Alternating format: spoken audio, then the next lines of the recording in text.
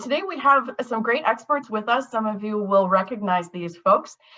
We have Justin Bowen, who's the founder of KBO Group and the former national presidential campaign manager for Senator Amy Klobuchar. Vin Weber, who's a partner of Mercury and a former Minnesota congressman. And our moderator today from Washington, D.C. is James Homan, who is the national political correspondent for the Washington Post and author of the Daily 202. And with that, I'm going to turn this right over to James so we can get this conversation started. I know both Vin and Justin have done this several times together leading up to today, and I think we might be having a different conversation. So I'm going to turn it right over and let's get started. Thank you all for being here.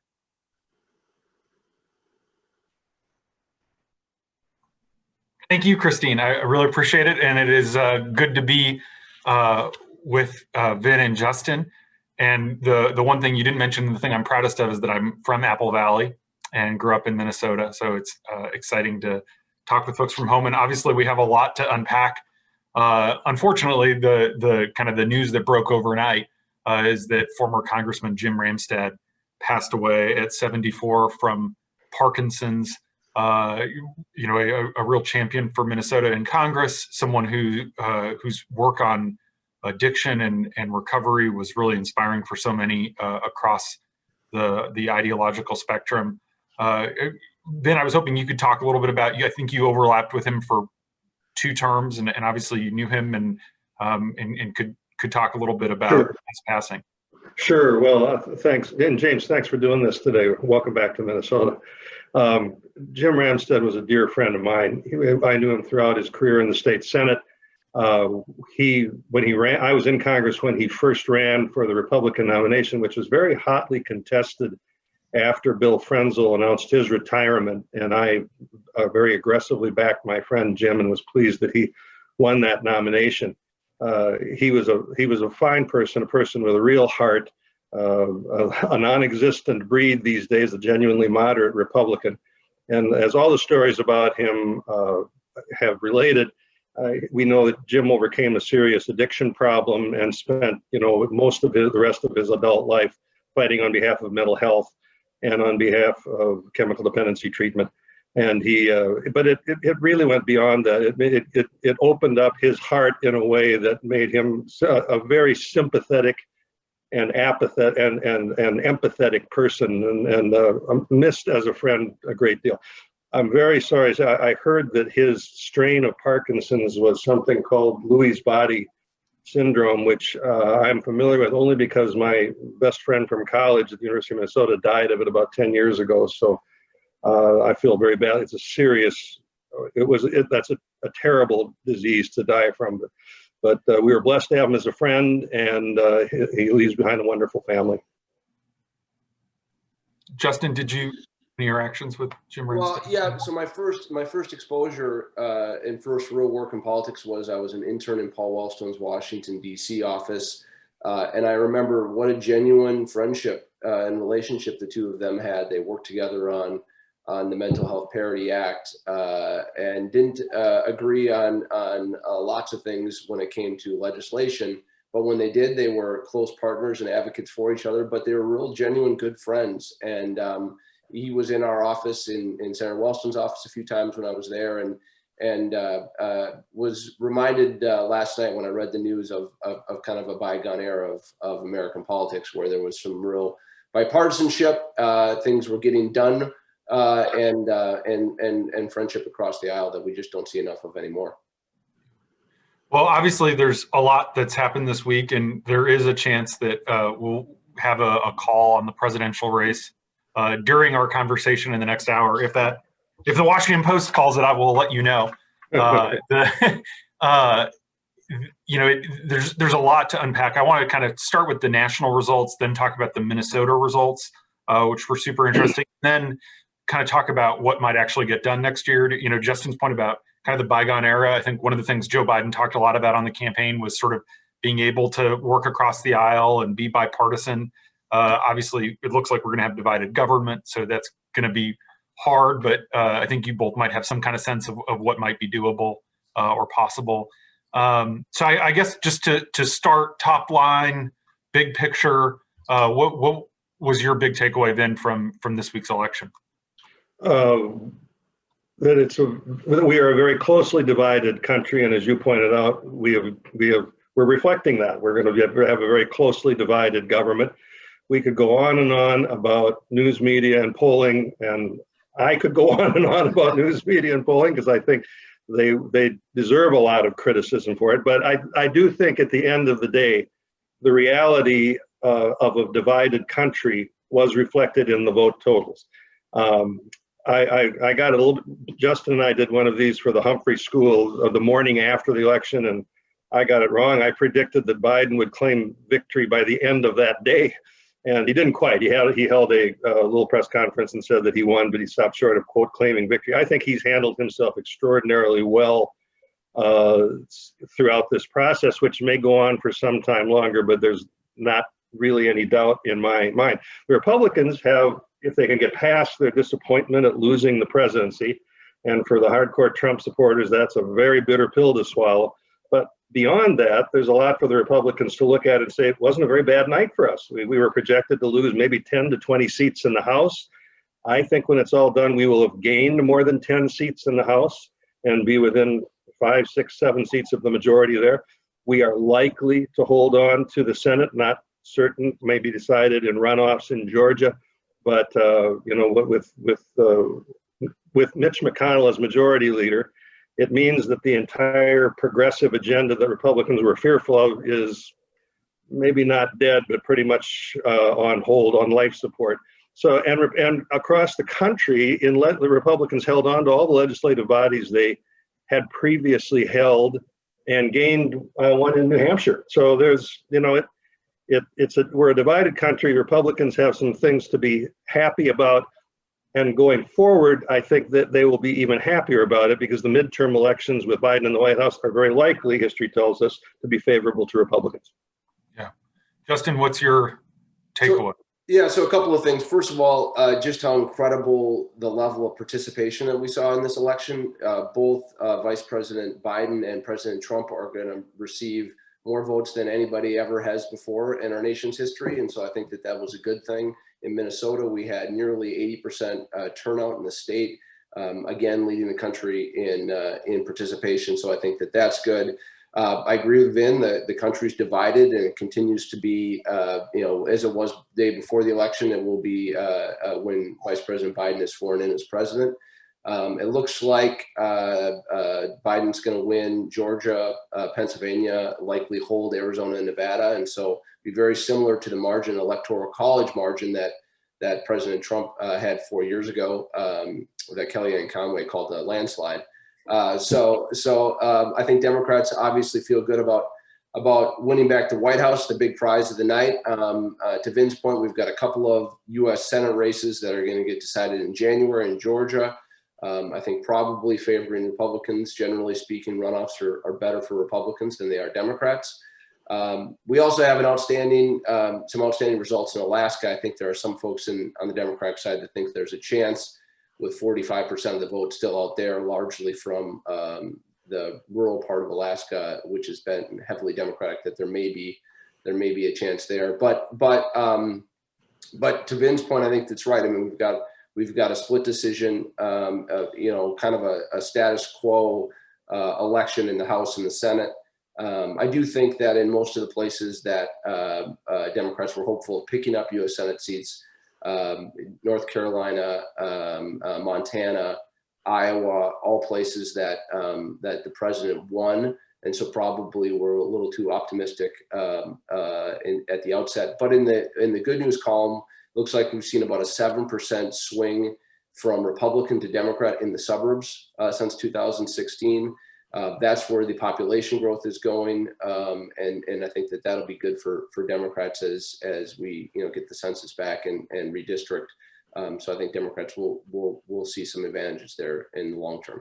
Yeah, well, Justin, let me follow up on that because obviously you managed Amy Klobuchar's campaign. A big part of her message in places like Iowa was, I've shown in Minnesota I can win in rural Minnesota and in Republican areas, and I think Biden ran closer to Trump in some of the rural areas than Hillary Clinton did. But like Colin Peterson lost. We'll talk about Minnesota more, but What's going wrong in rural America, and what do Democrats need to be doing there to compete and to win again in places? Obviously, the Colin Peterson district, he's unique. That's a very conservative district. But what do you make of kind of the rural problem? Well, I think, so our original thesis on Amy's presidential campaign was that the election was going to run through the Midwest. And it turns out it did here with Pennsylvania, Wisconsin, and Michigan being deciding factors in who wins. I mean, what I looking at some of the numbers in Minnesota in particular, Biden did better in many counties than Secretary Clinton did. I think that happened as well in Wisconsin and Pennsylvania and Michigan. And he did better by votes, in total votes, and by percentages in a number of these places. What we saw was a huge turnout for President Trump amongst Republicans as well, though. And so that's why the margins statewide didn't increase in many places, or just increased a little bit. I think the bigger, broader question for Republicans is, are those voters Trump voters or those Republican voters? And are they going to continue to come out in the long term? I think for Democrats in general, though, we can't be a city-only party or even a city and suburban-only party. We need to continue reaching out and trying to speak with voters in the rural parts of the country where they're at. I mean, this is one of the things that Senator Klobuchar has done, particularly well in Minnesota. She goes to all 87 counties every year, meets with folks, hears what they're talking about, what matters to voters, and I think that's important. And Democrats need to continue to do that. Because there's lots of the positions that Democrats have that are good for folks in rural parts of the country.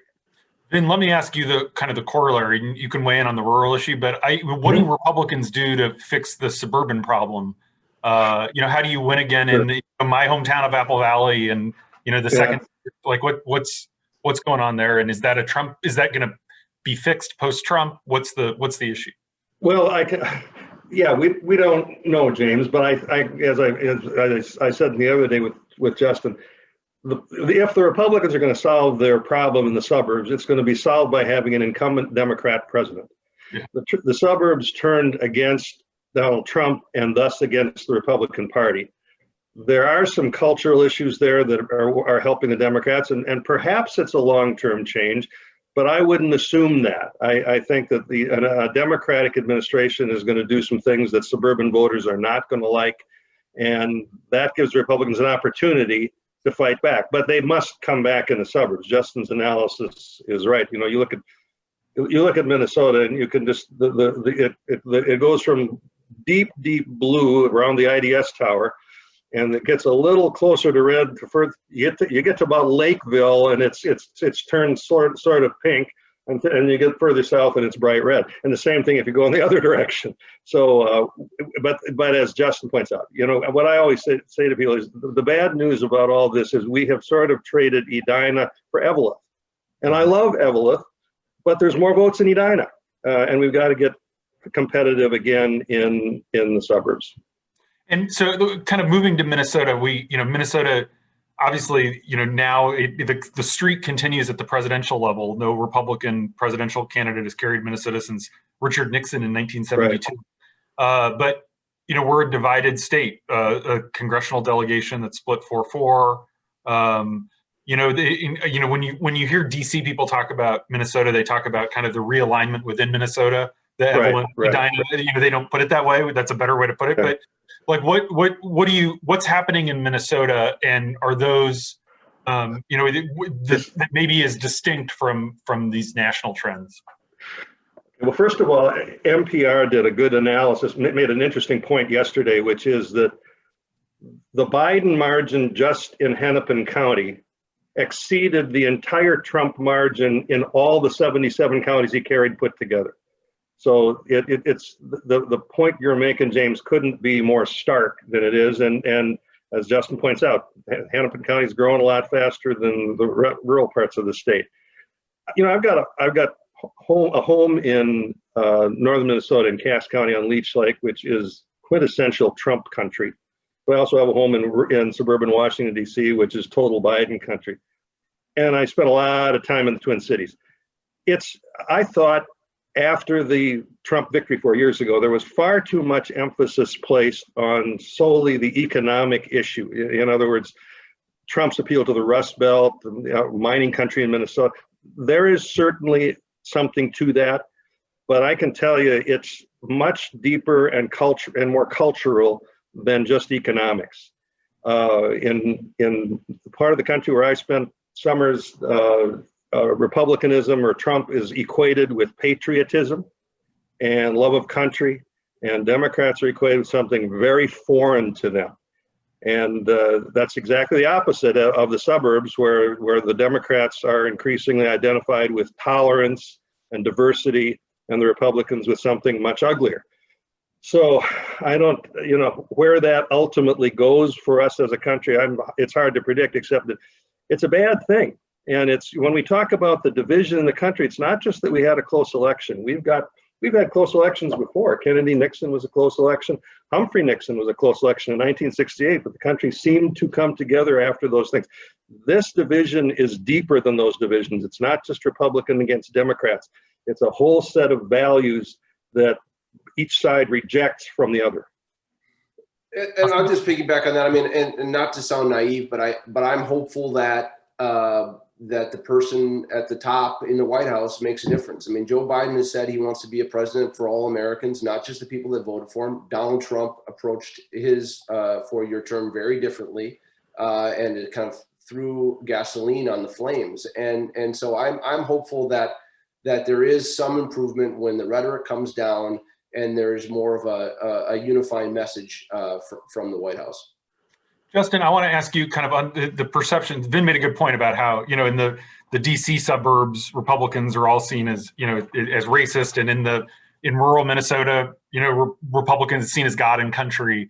There was the House Democrats had a 3.5-hour conference call yesterday to sort of dissect the results, and it got pretty testy.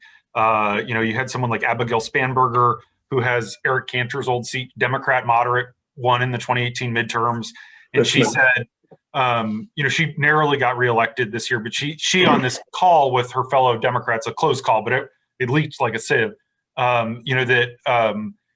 People think that Democrats are socialists and we want to defund the police and we need to stop saying the word socialism. And then you had Rashida Tlaib, who's one of the members of the squad, essentially responding that was racist and that, that was, so there obviously is some tension there. But these are two big tent parties. Justin, what do you make of that tension, and how real is that? How raw is that right now after these results? Is this the kind of thing you would always see after an election? Well, I think there's a postmortem after every election, and there's always some tension between the two. I think generally speaking, Democrats have done a better job trying to be inclusive. Until the other day, we had Ilhan Omar and Colin Peterson both in our congressional delegation here in Minnesota, two of the extremes in the Democratic Party, and so I think that conversation is a fine one. I do think that we need to continue to, as Democrats, try to talk about our values in parts of the states, in counties that we don't always do well. And I think that's better for our party. I think that's better for the country. So I think that, that's some of this is part of what always happens after elections as you look at things. Also, this was a base election year. It's a presidential year. That's kind of how it always is. We had the Democratic primary take place where there was lots of talk of socialism, since we had a Democratic socialist as one of the top two vote getters, and I think that some of that stuff will dissipate when we move forward. Justin, what's your read on the Latino? That seems to be one of the big surprises of the night, was that Biden was soft with Latinos, especially in South Florida, where the socialist hit worked. Yeah.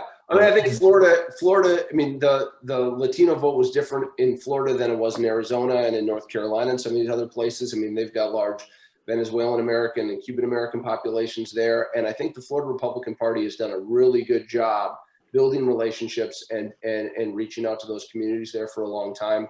And that came through in the results of the election.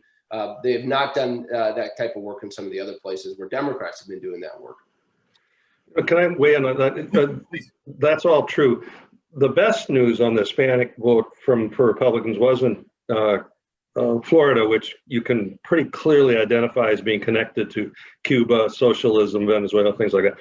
But along that string of Texas counties along the Rio Grande, which are Mexican Americans, Trump won. Not huge majorities, but he won majorities, and that's very significant. You know, the narrative for quite a while has been, well, the country's increasingly Hispanic, they're the largest minority, they're all Democrats, so it's a permanent Democrat majority. Tom Sowell, the African-American historian, economist, wrote a book, it must be 30-some years ago, called Ethnic America, in which he traced the political trajectory of every ethnic group you can imagine. And he talked about the fact the Irish and the Italians were all Democrats when they came here, when they just got off the boat. Over time, they assimilated, moved up the income ladder, and now probably vote more Republican. He concluded at the end of his chapter on Hispanics that Hispanics were more like the Italians than they were like the African Americans. And I've always held on to that. I think there is some truth to that. The Hispanic vote is not locked in as a Democratic constituency in the way, unfortunately, the African Americans seem to be. Vin, I would wonder, so President Bush had great relationships and did incredibly well with Hispanic voters, and intentionally 40%. Reached out to them, won them in many states. And Republicans have gotten away from that, obviously, the last 4 years with Donald Trump. And if there is kind of continued outreach into those communities, are they going to lose some of the other base folks that want to see, stricter immigration policies and other things? Well, there is that potential. I would take some, I've always kind of been at odds with my party on the immigration issue. I believe in a more liberal immigration policy, but I take some heart from the fact that the president did not make as big an issue out of immigration this time as he did the last time around. Maybe that issue has lost some of its potency on the populist right. I would hope so, because I'm hopeful about gaining Hispanic votes and Asian votes, maybe even African American votes, but I certainly know that we can't win as Republicans if we don't. Let's talk about governing a little bit. One of the things that I was struck by I talked to one of the House Democrats who lost earlier this week, and they were frustrated about the lack of a coronavirus relief bill passing, a little frustrated with Speaker Pelosi for not cutting a deal. And feeling kind of left out to dry. Pelosi thought she'd have more leverage after the election. But, now we kind of talked earlier about divided government. What do you guys think might actually get done, going forward? And is there going to be an incentive for Republicans to work with a Biden administration? Or, is it, Mitch McConnell obviously said we're going to make Barack Obama a one-term president, and that was kind of what's the dynamic? What do you predict the dynamic is going to be like? Well, I'll start. I think and hope, but I do think that the dynamic is going to be different. Mitch McConnell is a partisan. There's no question about it, but he also likes to do things. And he has a positive personal relationship with Senator Biden, with whom he served for decades. And Senator Biden, or Vice President Biden, President-elect Biden, is a man of the Senate. He gets along with folks very well there. I think there are some things that they can and will do together. First of all, coronavirus relief is going to come through because we no longer believe in anything close to fiscal discipline, so we'll just spend money on it. For the same reason, I think that Biden will get what Trump talked about and never did, which is a big infrastructure bill. Democrats and Republicans both like to spend money on infrastructure, and I think that now is going to happen. And the third thing I'd say is, it was one of the things that really disappointed many of us on the Republican side was the Democrats' stonewalling of Senator Tim Scott's judicial reform bill, or justice policing reform bill, in the Senate. That was about 75%, we thought, of what the Democrats wanted on that issue. I think that there's a chance that kind of an issue can move forward with the Biden and McConnell support. So there are some things they can do, but I don't want to be a Pollyanna about it. The partisan divisions in Washington, as you know, James, are intense. And the tendency on any issue is going to be to say, no, we're not going to do it if the other side wants it. But there may be some notable exceptions, such as the ones I just cited. What do you think, Justin? I think that's a perfect analysis. I think we'll probably see some sort of bridge COVID package during the lame duck here, and then a bigger one after the first of the year when we've got a new Congress and Vice President Biden is inaugurated. The kind of short-term question is, are there political games that people are going to play in advance of this Georgia special election, and where do they see advantages? I imagine we'll see some additional judge votes here between now and the end of the year. And I agree with Vin that the big thing we'll see, I think, is an infrastructure package that's supported by folks on both sides, supported by both labor and business, and kind of a perfect piece of legislation that everybody can take a victory lap on. And then after that, we'll see what the actual makeup of the Senate is. If it's a one-seat majority, can you pick off one or two Republicans on things and try to put some pressure on McConnell? I don't know. Let's talk about the Trump factor, because even if Trump loses, Trump's not going to go away. He'll be tweeting from Trump Tower. Trumpism certainly isn't going to, I think Vin's right that immigration, maybe some of the more nativist immigration policy, maybe that fever breaks a little bit. Maybe it's not exactly the same, but Trumpism is a force in the Republican Party and will be. Yeah. What's the Trump factor going to be like in 2021, assuming he loses, and eventually, there is a peaceful transition of power and all that? How is there going to be kind of because the election was relatively close, putting aside the Electoral College, there's not going to be kind of the repudiation of Trump that I think a lot of pundits have expected. But what's the Trump shadow going to be like in both parties, I guess, to some degree too? Yeah. First of all, you say when Trump loses, well, Trump will never lose. I think of that old classic movie, Citizen Kane, where the Kane character is running for governor and he owns the New York newspaper, and they have two headlines ready, Kane victorious and fraud at the polls. And that's kind of what we're seeing playing out with Trump. I don't think that the Trump factor is going to go away within the Republican Party. It was one of my big arguments with my friends in the Lincoln Project, who believe that a substantial defeat for the Republicans would purge the party of what they view as the pernicious influence of Donald Trump. But Trump has changed the base of the Republican Party. It's more white working class. It's less educated than it used to be. Maybe some evidence that it's making inroads in the working class in minority communities as well. But he has changed the party very substantially, and we've lost some things too, as with our discussion of the suburbs. I don't think that changes. I think that whoever is going to emerge, and there's, by the way, rumors that Trump may run again in 2024. He'll be 78 years old. Would our country elect a 78-year-old man president? Maybe. I think, but even if he doesn't, the next candidate is going to have to appeal to that base and figure out what it is of Trumpism that is essential to cementing that base and what can just kind of be left to fade away.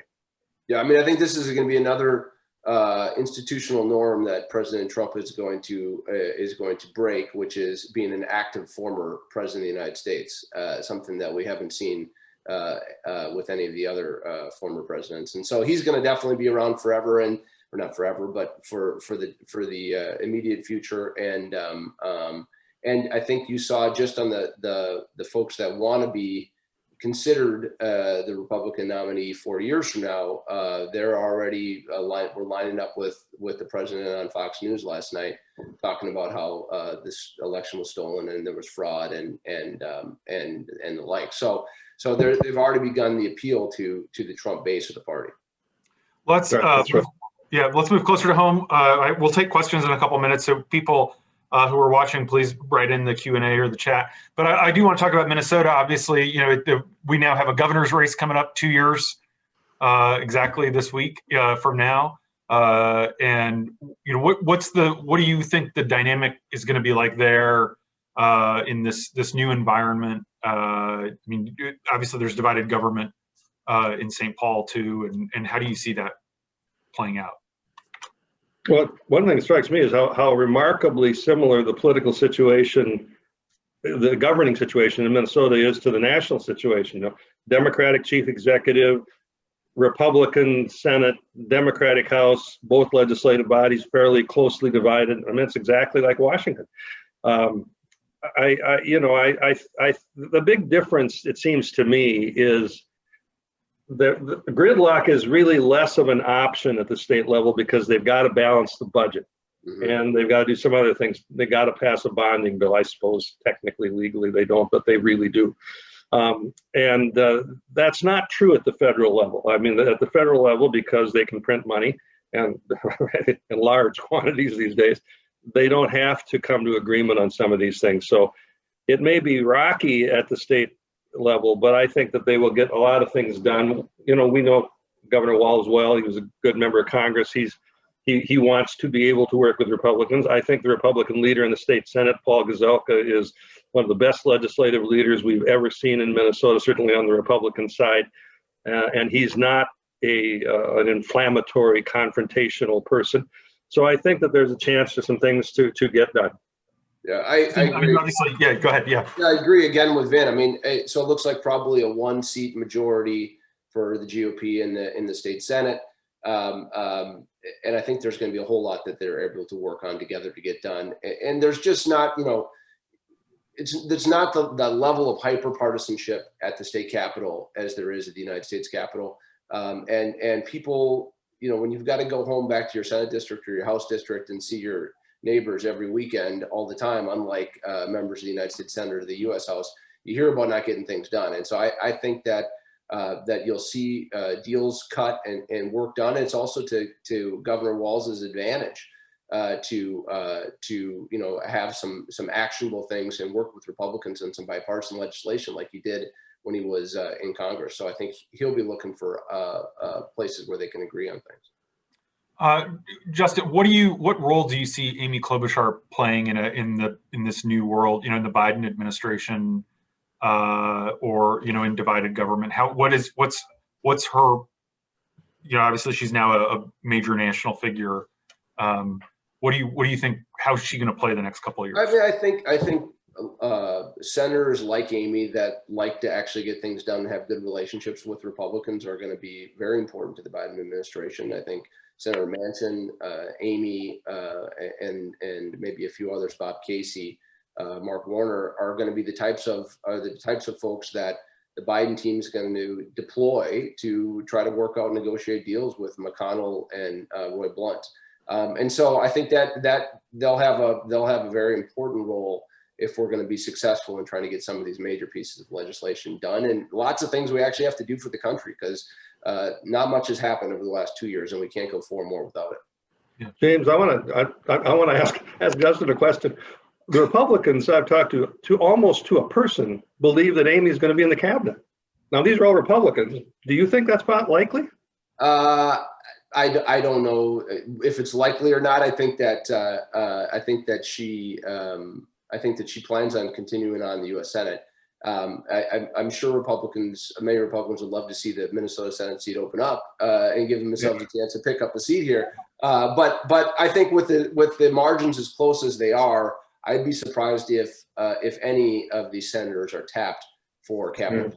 Probably true. I did notice, and I won't belabor this point, Bernie Sanders and Elizabeth Warren both expressed an interest. They both have Republican governors who would appoint their successors. So I think that's not likely. That's not the case in Minnesota, although, as you point out, we'd have to go to a special election, but Governor Walz would certainly appoint a Democrat to replace her. I don't know. It's just interesting speculation. Yeah. Oh, and the big speculation in Washington right now is all about the transition and who Biden will appoint. Obviously, there's been a lot of pre-election maneuvering around that. I do think, based on what I'm hearing from Biden folks, it seems that maybe senators are not going to be in vogue because of how close the margin is. But someone like Chris Coons, who has been lobbying pretty openly to be Secretary of State, in a state like Delaware, it's Biden's home state. That would probably be safe. You also hear a lot of talk about someone like Doug Jones, who just lost in Alabama, getting something. But it would be, the Warren people will tell you that Democrats have a supermajority in their state legislature, so they could change the law again. but it is hard to imagine if we're going to have these, $150 million plots in Georgia taking a risk of having a special election in a state like Minnesota or even Massachusetts when you think back to Martha Coakley. Yeah, that's right. Coons would be an excellent Secretary of State. He's one of the most respected members on the Democratic side. I keep thinking, though, that, I hate to play historian again and again in this call, but Joe Biden was there when Paul Laxalt was in the Senate. Ronald Reagan's best friend, chairman of his campaign, could have had any job in the government that he wanted, but both he and Reagan knew that he was more valuable to Ronald Reagan as his best friend in the United States Senate, even though he wasn't the majority leader or anything like that. I have to think Biden, at least crosses Biden's mind that that's what Chris Coons could be for him if he stays in the Senate. Yeah, and Coons is well respected, like Amy, on both sides. Has a lot of good friends there. I mean, what'd be interesting, I'd be interested to see is, I think that Biden puts a Republican in his cabinet, and it'll be interesting to see who that is and what position that goes. That'd be good. All right, let's go to Q&A. We have some good questions coming in. I guess the first that I'm seeing is Minnesota was a battleground in 2020, but Biden won by 7 points. Do you think will be a battleground again in 2024? This is my favorite. It gives me an opportunity to give my favorite statistic of the election cycle. Since 2006, statewide races, Democrats are 26-1 in statewide elections. And so, it may be considered a battleground by reporters and news media. But I think the Democrats have shown here that we can turn out the vote and prevail. So that's my take on it. I can't argue with that. I knew you were going to say that, by the way. And the only one was Governor Pawlenty, thanks to Brian McClung's great work pulling off that win in 2006. Yeah. In a way, the fact that Trump actually put real resources into Minnesota is going to make it harder for Minnesota to be targeted by the Republicans in the future. Because they could say going into this election, well, Republicans haven't really targeted Minnesota for a long, long time. Well, Trump really did. He put time, effort, personal appearances, and a lot of money into the state and still fell way short. So I think it's going to be harder to make the case to the Republican nominee, whoever he or she is in 4 years, that Minnesota is a swing state. Yeah. JP Yates, good to hear from him, asks, with split government here in Minnesota and the threat of losing a congressional seat, can you preview what the upcoming redistricting process will be like? Well, my understanding of it is that the governor, the House, and the Senate will all put forward redistricting maps. Since they won't agree on them, it'll go to a judicial panel and they'll draw the lines. I believe that's how we've done it the last few cycles as well. Ben, do you remember, or you probably I should have done my research. I don't recall the last time the judges didn't redistrict Minnesota. I mean, there's every now and then there's an argument about whether or not it's going to, and then the lawyers have to explain this, whether it's going to go to the state courts or to a 3-judge federal panel. But I don't think we've had an agreement between a governor and a legislature that I can recall. It's always gone to the courts, and we'll just have to see how they draw the lines. The two interesting things here is one, it sounds very likely like we lose a congressional seat this time, and so those redrawing of lines will become even more contentious than they usually are. And the other is, we're going to get different, of course, state Senate and state House race maps as well, and the state Senate will be up in 2 years instead of a 4-year term, and so they'll be up the same time as the governor. And we'll see what that means for for the control of the state Senate too in 2 years. Good point. One of the questions is, do you think essentially the question is, what happened with the polling? Why was the polling so off? It wasn't just media polling. Obviously, we're going to do a lot of introspection.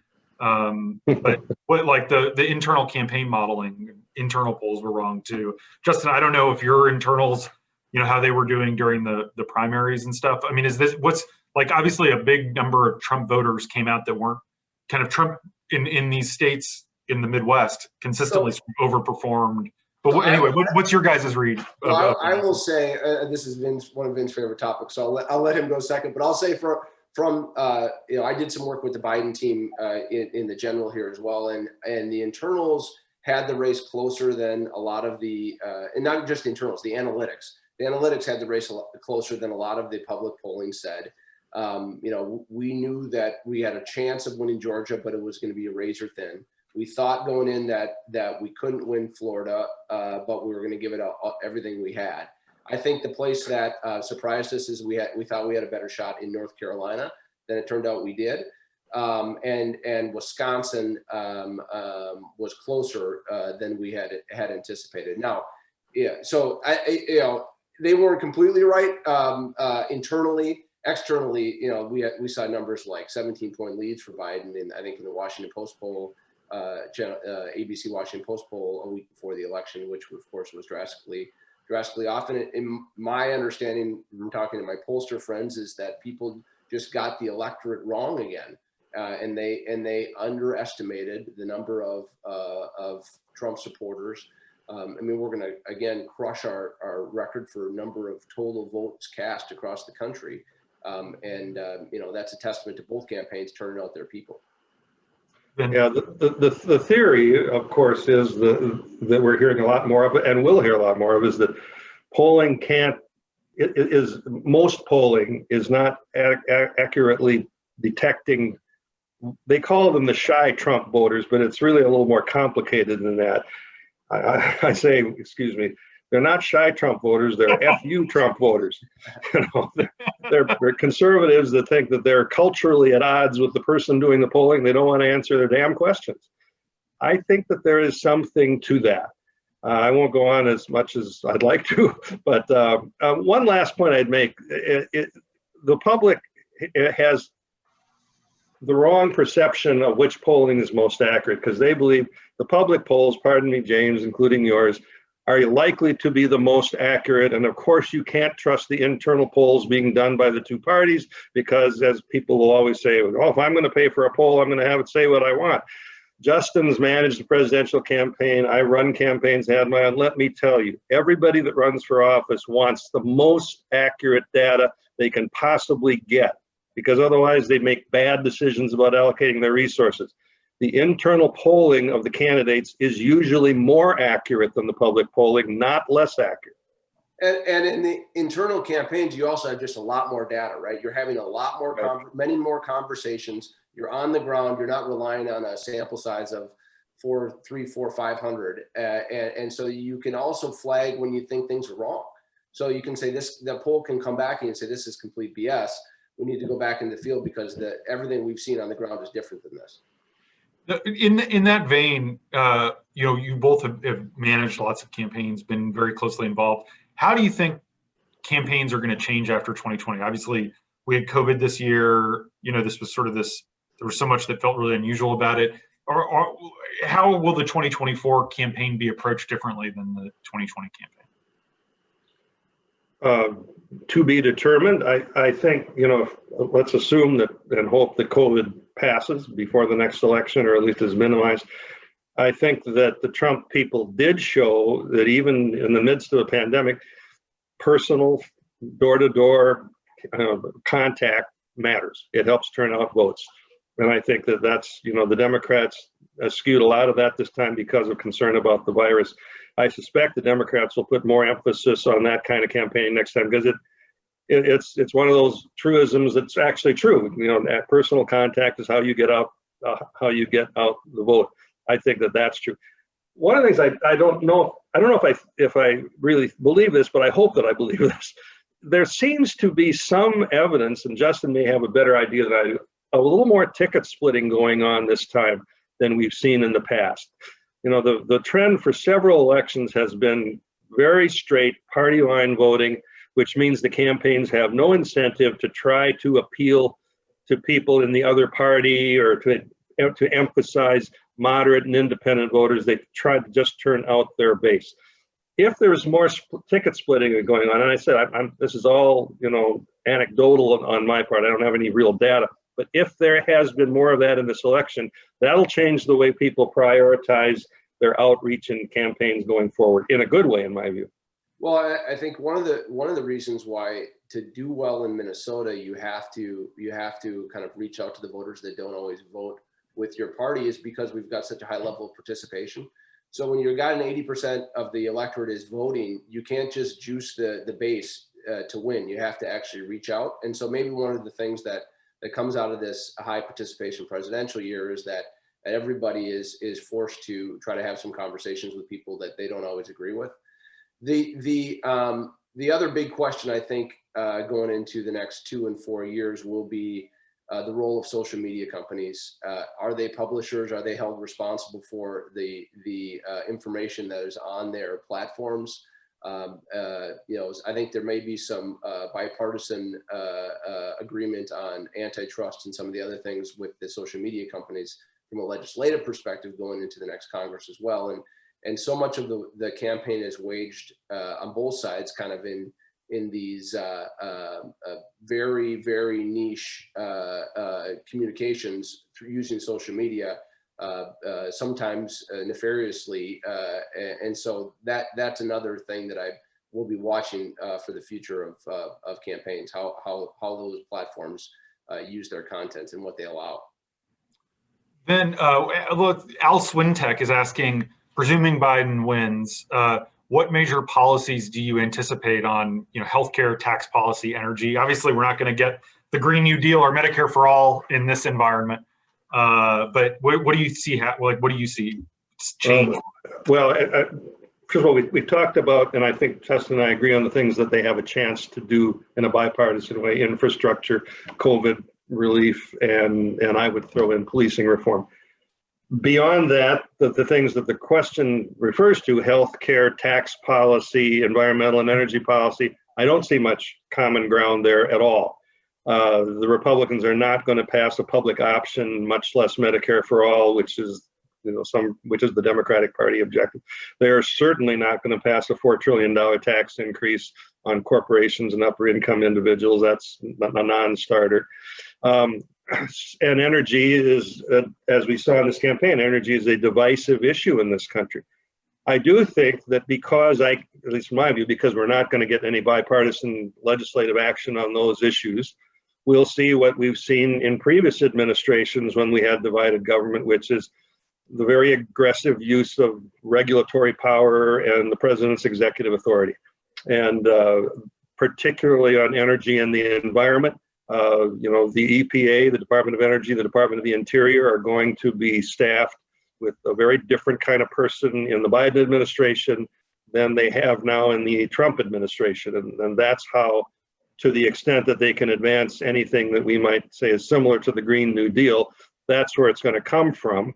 And inevitably, when any president uses his executive authority aggressively, it results in some legal challenges to that authority. So that'll be a messy thing, but it'll go forward. But I don't see legislative compromises on most of those issues. Yeah, I see you nodding a lot. Yeah, what's your view? I agree with Vin. I guess the only question I wonder is, what happens with the ACA at the Supreme Court, and if there are some smaller fixes that Republicans see as beneficial to them electorally going into the midterms, where they want to come together and try to tweak some things, but no fundamental changes to healthcare for sure.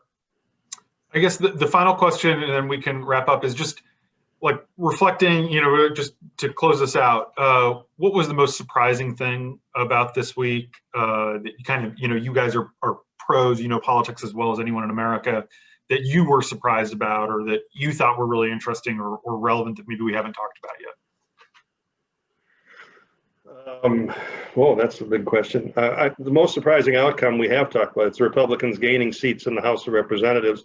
And by the time they're done, they're going to be very close to the majority. They won't have a majority, but they'll be very close to it. That was the outcome that I wasn't surprised that Biden won, nor would I have been surprised if Trump won. I wasn't surprised that the Republicans maintained a 1-seat majority in the Senate, nor would I have been surprised if the Democrats took a 1-seat majority. But Republicans gaining 10 seats or more in the House of Representatives was a big surprise to me. And it matters a lot because we've got midterm elections coming in 2 years. And history tells us that if we do anything like what historically happens in a midterm election, the Republicans will take the House of Representatives in 2 years. Justin? Yeah, I agree again with Vin. I think that the big surprise was some of the movement in the U.S. House seats. I also thought in Minnesota that the Minnesota House was going to pick up probably seats, not lose seats here. So surprised, I guess, that Trump and the Trump team did such a great job turning out votes outside of metro and suburban cores across the country, and that's what helped save state legislatures for them and pick up a few U.S. House seats. Awesome. Well, this has been such a lovely conversation. I'm glad we've gotten to cover the whole gamut, talked about policy and politics and substance and Minnesota and Washington. Thank you both so much, and thank you for all the great questions, and hopefully we will see some of that bipartisanship that you both were expressing some optimism about. So with Thanks that, for doing this, James. Yeah, absolutely. And I think Christine is having some internet issues, so I think we'll sign off there, and hopefully we'll get a race call soon on the presidential contest, and hopefully we avoid crazy months and months of litigation.